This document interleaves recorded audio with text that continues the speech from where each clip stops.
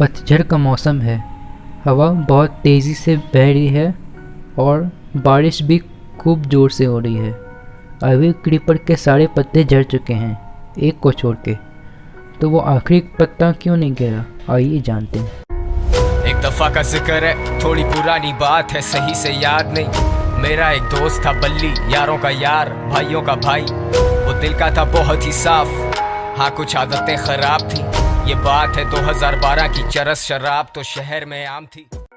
स्यू और जॉन्सी, दो नौजवान कलाकार जो कि एक छोटे से फ्लैट में रूम शेयर करते थे। वो फ्लैट एक पुराने घर के 3rd फ्लोर पे था। जॉन्सी एक दिन नवंबर में बहुत सीरियसली बीमार हो गई थी।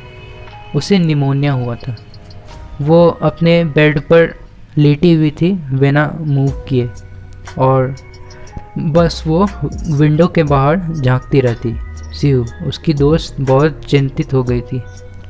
वो डॉक्टर को बुला लाई और ऐसे तो वो डॉक्टर हर दिन आता था, पर जॉन्सी के हालत पे कोई सुधार नहीं आया। एक दिन वो डॉक्टर स्यू को एक साइड ले गया और उससे पूछा कि क्या जॉन्सी को कोई चीज़ सता रही है। स्यू ने रिप्लाई दिया, नहीं, पर आपने ऐसा क्यों पूछा?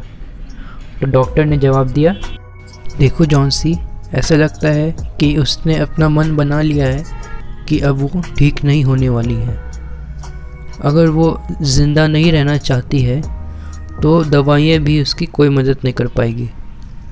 स्यू ने अपना बेस्ट कोशिश किया कि जॉन्सी को अपने आसपास की चीज़ें इंटरेस्टिंग लगने लगे।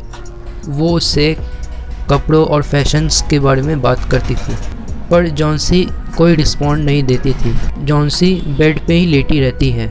स्यू उसके लिए ड्राइंग बोर्ड जॉन्सी के रूम में ले आती है और पेंटिंग करना स्टार्ट कर देती है।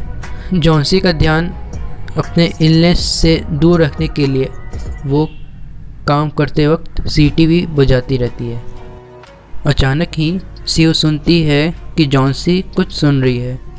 वो तुरंत ही दौड़कर उसके बेड पे जाती है और सुनती है कि जॉन्सी उल्टा काउंट कर रही थी। वो खिड़की के बाहर देख रही थी और कह रही थी 12, और कुछ देर बाद 11 और 10, फिर 9, 8, 7, ऐसे वो बैकवर्ड काउंट कर रही थी।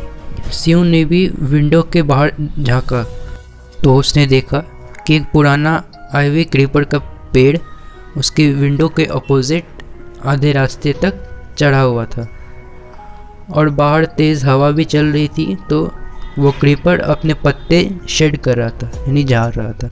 What is it dear? Sue ने पूछा। 6, जॉन्सी ने जवाब दिया कि अब ये तेज़ी से गिर रहे हैं।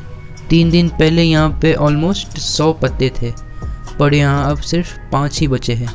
तो स्यू ने कहा कि ये पतझड़ का मौसम है और पत्ते तो गिरते ही हैं। तो जॉन्सी ने कहा कि जब आखिरी पत्ता गिर जाएगा मैं मर जाऊंगी, और मैं ये लास्ट 3 दिन से जानती हूँ। स्यू ने रिप्लाई दिया, ओह ये सब बकवास है। पुराने आइवी लीव्स का तुम्हारे ठीक होने से क्या लेना देना है? डॉक्टर कॉन्फिडेंट है कि तुम ठीक हो जाओगी। जॉन्सी ने कुछ नहीं कहा और स्यू गई और उसके लिए एक बोल में सूप लेके आई। जॉन्सी ने कहा कि मुझे सूप नहीं पीना, मुझे भूख नहीं लगी है। अब वहाँ पे सिर्फ 4 ही पत्ते बचे थे और अंधेरा होने से पहले मैं उस पत्ते को गिरते हुए देखना चाहती हूँ और फिर मैं हमेशा के लिए सो जाऊँगी। स्यू जॉन्सी के बेड पे बैठती है, उसे किस करती है और कहती है कि तुम मरने नहीं वाली हो।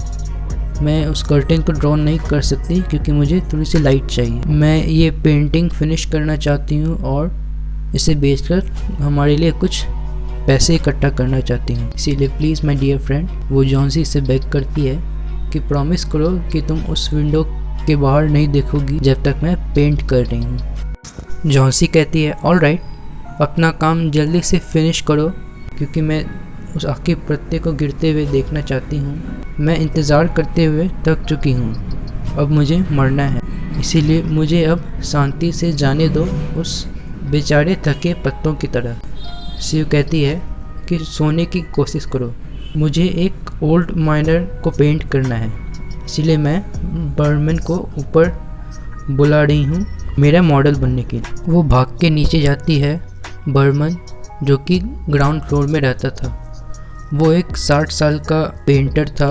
उसका जीवन भर का यही सपना रहा है कि वो एक मास्टरपीस पेंट करे, पर वो सपना एक सपना ही रहा है। सीयू ने अपनी चिंताओं को बर्मन की ओर व्यक्त किया और उसे बताया कि कैसे जॉन्सी कन्विंस्ड है कि वो मर जाएगी जब वो आखिरी पत्ता गिर जाएगा।